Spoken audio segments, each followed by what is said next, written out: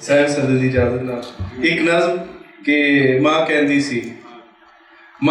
ਸੀ ਭੈਣ ਭਰਾ ਨਹੀਂ ਛੱਡੇ ਜਾਂਦੇ।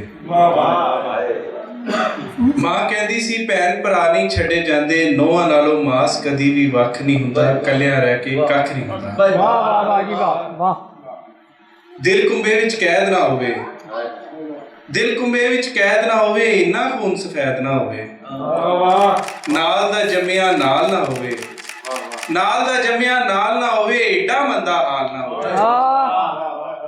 ਰੋਟੀ ਦੇ ਵਿੱਚ ਸੀਰ ਨਾ ਹੋਵੇ, ਸੱਕੇ ਦੇ ਤਨ ਲੀਰ ਨਾ ਹੋਵੇ, ਖਿੱਚ ਨਾ ਹੋਵੇ, ਸਾਂਝ ਨਾ ਹੋਵੇ, ਜੀਵਨ ਹੀ ਨਾ ਬਾਝ ਨਾ ਹੋਵੇ। ਮਾਂ ਕਹਿੰਦੀ ਸੀ, ਔਰ ਮਾਂ ਦਾ ਕਹਿਣਾ ਠੀਕ ਸੀ ਖੌਰੇ, ਪਰ ਉਹ ਭੋਲੀ ਮਾਂ ਕੀ ਜਾਣੇ। ਤੀਲਾ ਤੀਲਾ ਕਰਕੇ ਜੋੜੇ, ਲੀੜੇ ਲੱਤੇ ਇੱਟਾਂ ਰੋੜੇ, ਕਿੰਜ ਗਲੇਡੂ ਭਰ ਛੱਡਦੇ ਨੇ, ਖੇਰੂ ਖੇਰੂ ਕਰ ਛੱਡਦੇ ਨੇ। ਮਾਂ ਕਹਿੰਦੀ ਸੀ। ਬਹੁਤ ਸ਼ੁਕਰੀਆ।